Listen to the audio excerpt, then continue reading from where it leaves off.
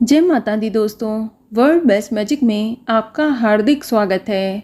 कैसे हैं आप सब, ये बताने के लिए कमेंट बॉक्स में जय माता दी जरूर लिखें। दोस्तों, शिव चालीसा के पाठ से कठिन कार्य को बहुत ही आसानी से किया जा सकता है। आपकी कोई भी इच्छा जो वर्षों से अधूरी हो, पूरी ना हो रही हो, तो एक बार शिव चालीसा का पाठ इस तरह से संकल्प लेकर इस विधि और इस तरीके से करके देखिए। यकीनन चमत्कार आप अपनी आंखों से देखेंगे।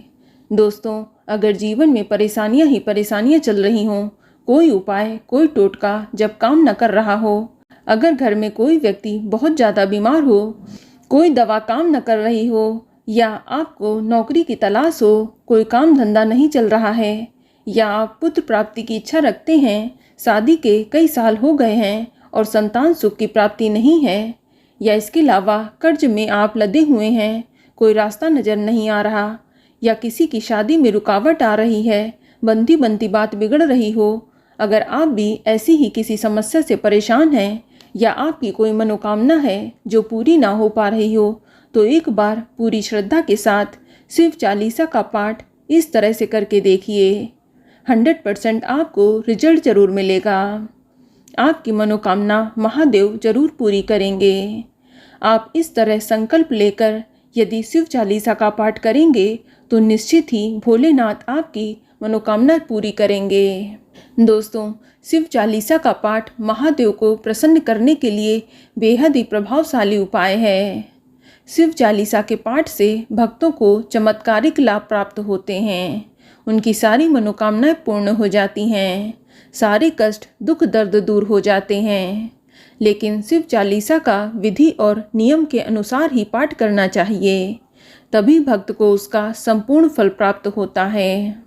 दोस्तों, शिव चालीसा की 40 पंक्तियां बहुत ही चमत्कारी हैं। शिव चालीसा का निरंतर 40 बार पाठ करने से वह सिद्ध हो जाती है, परंतु इसके पाठ करने से पहले कुछ विशेष नियम का पालन करना बेहद ही आवश्यक होता है।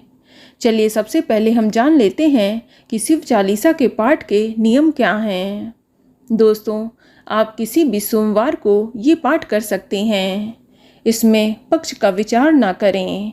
आप शुक्ल पक्ष या कृष्ण पक्ष किसी भी सोमवार के दिन ये पाठ कर सकते हैं, या इसके अलावा सावन के सोमवार को आप इस पाठ को कर सकते हैं, या हर महीने जो प्रदोष की तिथि पड़ती है या शिवरात्रि पड़ती है, आप उस दिन भी इस पाठ को कर सकते हैं। ये सभी तिथियां भोलेनाथ को बेहद ही प्रिय हैं।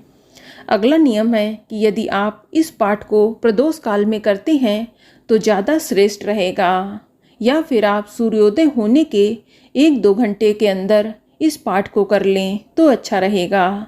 ज़्यादा देर होने पर ये पाठ ना करें और ना ही दोपहर के समय ये पाठ करें। अगला नियम है कि जिस आसन पर बैठकर आप शिव चालीसा का पाठ करेंगे वह सफ़ेद रंग का होना चाहिए तो ज़्यादा अच्छा रहेगा, क्योंकि भोलेनाथ को सफ़ेद रंग बेहद ही प्रिय है। इसलिए आप सफ़ेद रंग के आसन का ही इस्तेमाल करें, या फिर कुशा के आसन का भी इस्तेमाल कर सकते हैं। अगला नियम है कि जब आप शिव चालीसा का पाठ करेंगे तब आप सफ़ेद, क्रीम या कोई भी हल्के रंग के कपड़े पहनकर ही पाठ करें। काले, नीले या कोई भी डार्क रंग के कपड़े पहनकर इस पाठ को ना करें। अगला नियम है कि जिस दिन आप शिव चालीसा का पाठ करेंगे उस दिन आप गलती से भी मांस, मदिरा, अंडा, मछली, सिगरेट या किसी भी तरह की नशीली चीज़ का प्रयोग नहीं करेंगे। और जो शादीशुदा लोग हैं वह उस दिन पूर्णतः ब्रह्मचर्य का पालन करेंगे।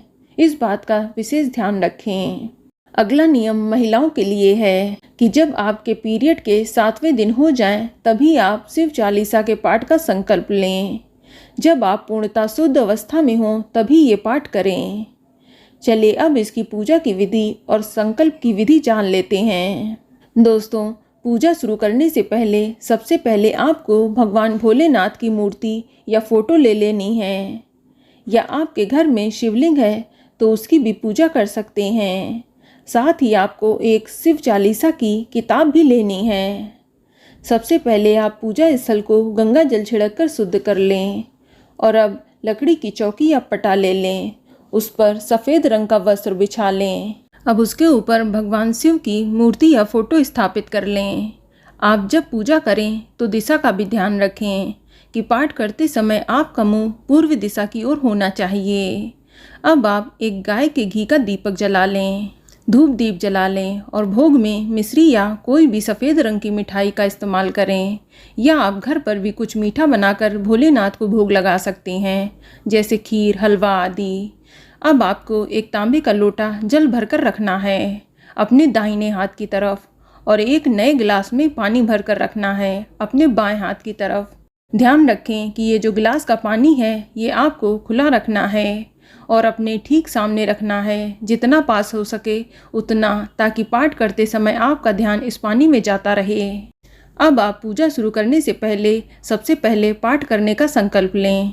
इसके लिए आप अपने दाहिने हाथ में थोड़ा सा तांबे के लोटे से जल ले लें और शिव जी का ध्यान करते हुए अपना नाम, गोत्र, पिता व पति का नाम, स्थान, समय बोलकर जिस भी मनोकामना के लिए आप शिव चालीसा का पाठ कर रहे हैं उसे बोलें। अगर आप किसी बीमार व्यक्ति के लिए ये पाठ कर रहे हैं तो उसका नाम बोलें और उसकी बीमारी बताएं कि हे भोलेनाथ, आप उसे शीघ्र अतिशीघ्र स्वस्थ कर दें। या आप अपने लिए पाठ कर रहे हैं तो अपनी इच्छा बोलकर आप उस जल को पृथ्वी पर छोड़ दें। अब आप शिव जी का पूजन करें, उन्हें जल का छींटा दें, और यदि आपके पास शिवलिंग है तो शिवलिंग का जल गंगा जल व पंचामृत से अभिषेक करें। इसके बाद सफ़ेद चंदन का तिलक लगाएं, अक्षत अर्पित करें, सफ़ेद फूल माला चढ़ाएं, आंकड़े का फूल, बेलपत्र, भांग, धतूरा, भस्म आदि अर्पित करें, धूप दीप जलाएं, भोग लगाएं। पूरी पूजा हो जाने के बाद आप शिव चालीसा की जो किताब है उसका शुरू से लेकर आखिरी तक पूरा पाठ करें। आप शिव चालीसा का पाठ जोर जोर से बोल बोल कर करें। जितने लोगों को ये सुनाई देगी उतना ही लाभ मिलेगा। पाठ आप सुर व लयबद्ध तरीके से करें, ना कि फटाफट। अब बात करें संख्या की कि कितनी बार आपको शिव चालीसा का पाठ करना है। तो दोस्तों, आपको शिव चालीसा का पाठ 40 बार करना है। इसके लिए आप एक कॉपी पेन लेकर बैठें ताकि आप पाठ की संख्या लिखते रहें। 40 बार पाठ करने से शिव चालीसा सिद्ध हो जाती है और आपको मनोवांछित फल की प्राप्ति कराती है। पाठ पूरा होने के बाद आप कपूर से शिव जी की आरती करें। पाठ पूरा होने के बाद भोलेनाथ के पैर छूकर उनका आशीर्वाद लेकर उठ जाना है। ध्यान रखें कि गिलास का पानी आपको तुरंत नहीं उठाना है। जब दीपक ठंडा हो जाए तब आपको गिलास का पानी और प्रसाद उठाना है। प्रसाद तो आप सभी लोगों में बांट दें और स्वयं खा लें, लेकिन जो गिलास का पानी है वह आप स्वयं ही पिएं, किसी और को ना दें। आपने अपनी मनोकामना के लिए पाठ किया है। यदि किसी बीमार व्यक्ति के लिए पाठ किया गया है तो ये गिलास का पानी आप उस बीमार व्यक्ति को पिला दें। यदि संतान प्राप्ति के लिए पाठ किया है तो पति पत्नी आधा आधा गिलास का पानी पी लें। यदि बच्चों के लिए माता पिता ने पाठ किया है तो ये पानी बच्चे को पिला दें। अर्थात जिस मनोकामना के लिए जिसके लिए संकल्प लिया गया है उस व्यक्ति को ही ये गिलास का पानी पीना है। तो दोस्तों, इसी विधि व नियम से आपको शिव चालीसा का पाठ करना है। आप देखना कि भोलेनाथ जल्द ही आपकी मनोकामना को अवश्य ही पूरा कर देंगे। तो दोस्तों, ये जानकारी आपको अच्छी लगी तो कमेंट में जय माता दी जरूर लिखें, और अगर आपका कोई सवाल है तो उसे कमेंट बॉक्स में अवश्य पूछ लें। और इस वीडियो को लाइक करें, शेयर करें और साथ ही साथ चैनल को सब्सक्राइब करें। धन्यवाद।